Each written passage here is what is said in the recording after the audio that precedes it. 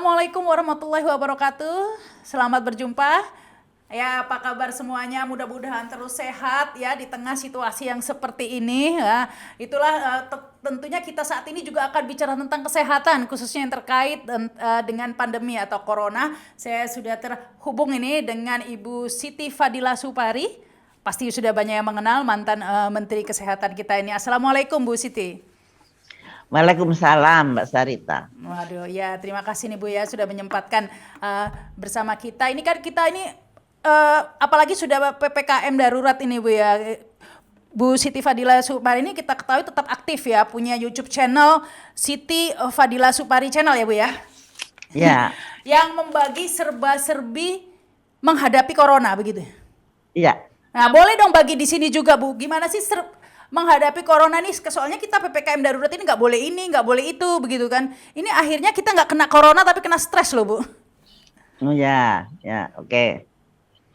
Jadi gini, kita jangan memikirkan kapan corona ini berakhir, kapan COVID ini berakhir. Karena kalau kita memikirkan itu, kita stres. Aduh, takut, gelisah, jangan-jangan saya kena, jangan-jangan. Aduh, saya nggak bisa cari duit dan sebagainya. Nah, itu hal-hal yang kayak gitu membuat stres. Kalau Anda stres, Anda sedih, Anda galau, maka virus COVID akan sangat mudah masuk ke dalam Anda. Udah, nggak usah ditanya ketularannya dari mana, bisa kena. Nah, itu maka jauhilah stres, sedih, itu. Maka anjuran saya, hidup bersama COVID. Pertama, minta tolonglah pada Allah. Jadi kembali kepada Allah atau kembali pada Tuhannya masing-masing. Saya kira Allah yang Maha Esa itu Tuhannya siapapun. Dan mohonlah pertolongan pada Dia. Kalau sudah, dan ini benar-benar dari hati. Sehingga kita yakin bahwa Allah itu akan menjaga kita. Dengan rasa itu maka kita menjadi tenteram. Tentrem ayem jenjem.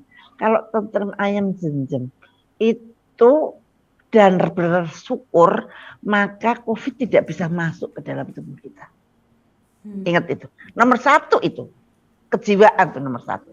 Karena kalau kejiwaannya udah gelisah, takut, ini, wah itu akan gampang kena COVID. Tapi kalau Anda pasrah pada Allah, kemudian hatinya tentrem, ayem, udah jangan mikirin yang susah-susah.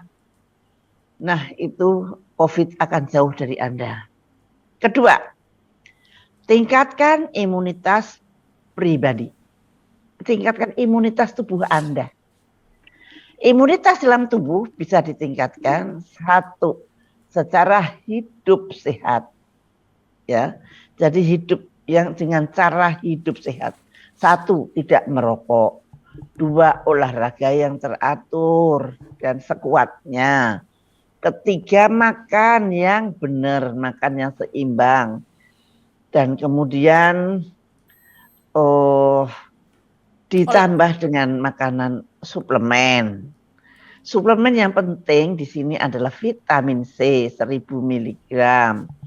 Kemudian vitamin D3, ini paling penting adalah vitamin D3. Vitamin D3 ini kita tidak boleh defisiensi atau kekurangan vitamin D3 dalam darah. Karena kalau kekurangan vitamin D3 dalam darah, maka kita gampang kena COVID.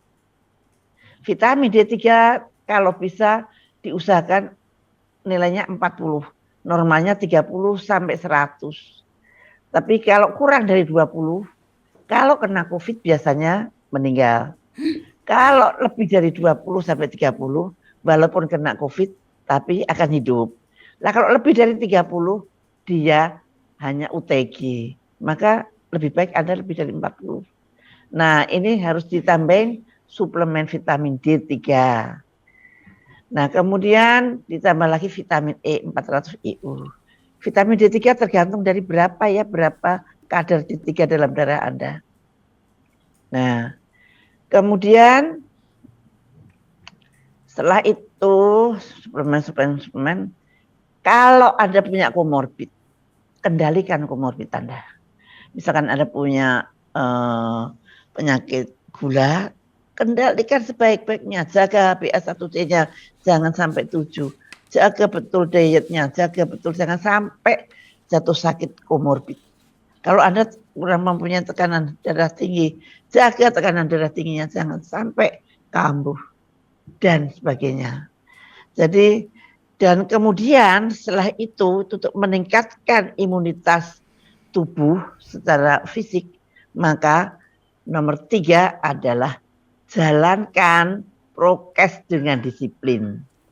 Apa namanya, masker harus Anda pakai dengan benar dan pada waktu yang benar dan dengan cara yang benar.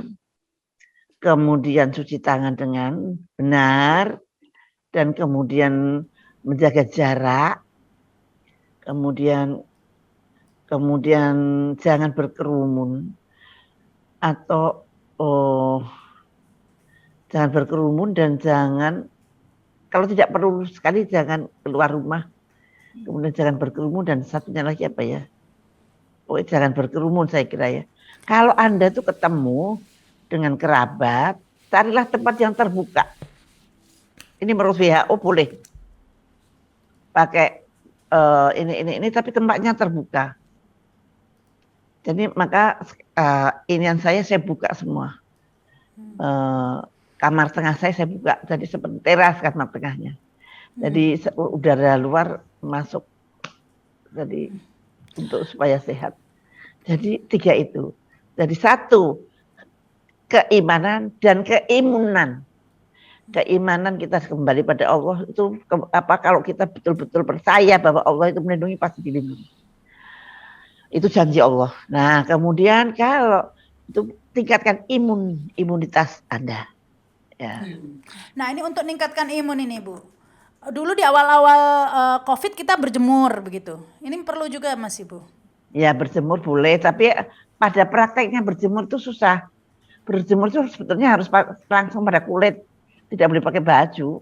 Berjemur pakai jilbab ya, apanya dijemurin lah itu. Lah kalau pakai bikini ya. Berjemur itu ya enggak lah. Berjemur itu mestinya itu diganti dengan vitamin D3. Nah, vitamin D3 ini Bu.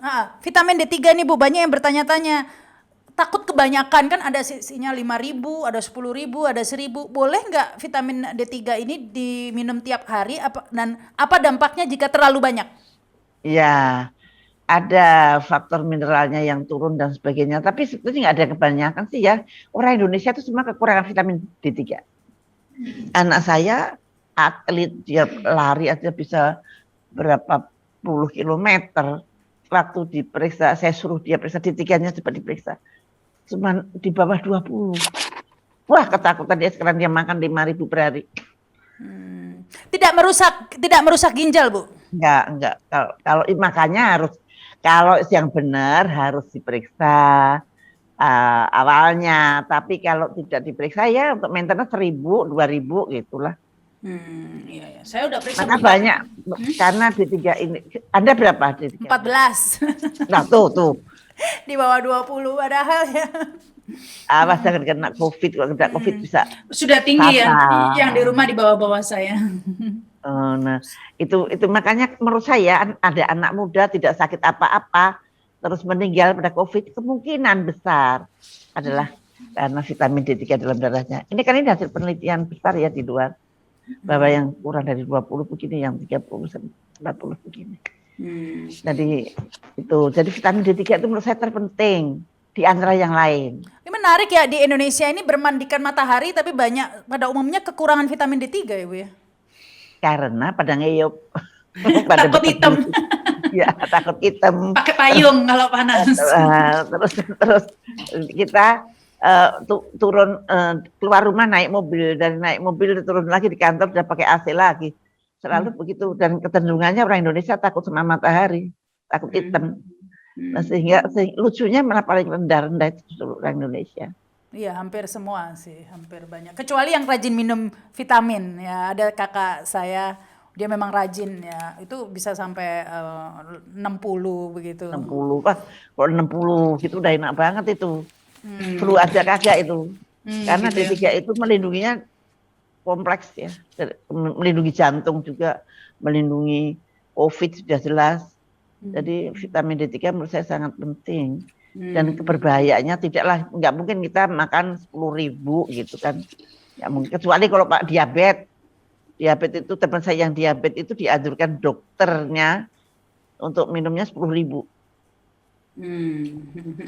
Nah, kalau dulu di awal-awal COVID juga ngetren itu empon-empon jamu-jamu itu, Bu? Boleh saja. Jadi ada empon-empon herbal, apakah itu dari Cina, apakah dari Thailand, apakah dari Indonesia. Hampir semua nenek moyang kita itu kalau membuat obat itu untuk meningkatkan daya tahan tubuh. Itu imunitas. Jadi sakit apa saja sembuh gitu tuh maksudnya. Namanya imunnya dinaikkan, titer antibodinya dinaikkan sehingga penyakit apa saja ya disapu gitu. Nah itu ciri khas nenek-nenek moyang untuk membuat suatu obat lah ya. Tapi tetap juga nggak bisa terlalu banyak ginjal juga ya, Bu ya? Ya, lah itu kekurangannya itu dosisnya tidak jelas. Tidak, kecuali kalau yang fitofarmaka itu tidak jelas. Tapi kalau yang semuanya kalau secukupnya ya nggak bakalan, kalau secukupnya nggak bakalan celaka deh. Nggak mungkin kan kita minum sak gentong gitu. Minum jamu sak gentong kan nggak mungkin. Paling juga 1 gelas, 2 gelas. Ya, tapi ini yang terakhir nih, Bu, tentang obat COVID ini simpang siur, ada Linhua, ada Ivermectin. Sebenarnya yang mana sih, Bu, yang disarankan? Kalau saya dengar kemarin ada tulisan di Kompas itu sama oleh Pak Sampurna, bagus sekali. Dia review tentang Ivermectin. Nah, Ivermectin itu di mana-mana sudah terbukti bahwa dia bisa sebagai profilaksi dan sebagai obat COVID. Contohnya India, itu berhenti crack itu tuh karena Ivermectin loh. Katanya ya, kata tulisan saya baca. Nah itu, kenapa kita nggak mencoba itu? Kalau Linhua, Bu? Aku belum pernah dengar Linhua. Oke, dulu ya. Linhua itu apa? Obat Cina, Bu, ngetren juga, Bu, kita semua beli. Kalau Ivermectin itu bukan obat herbal loh ya. Ivermectin itu sudah obat yang sudah diakui sih, tapi sebagai obat parasit. Tapi artinya safety-nya sudah terbukti pada waktu obat parasit dia tidak membahayakan. Jadi tinggal beda tujuannya aja. Kalau dulu mungkin untuk parasit, sekarang untuk corona, tapi sudah teruji klinis lah ya begitu. Waduh, luar biasa. Terima kasih nih Bu Siti Fadila Supari sudah berbagi bersama kita. Mudah-mudahan sehat terus ya, Bu ya. Jangan lupa titip YouTube saya. Siti Fadila Supari Channel, subscribe, jangan lupa. Ya, luar biasa, aktif terus. Terima kasih nih Bu Siti Fadila Supari, dan terima kasih juga semuanya. Saya Rahma Sarita, sampai jumpa. Wassalamualaikum warahmatullahi wabarakatuh.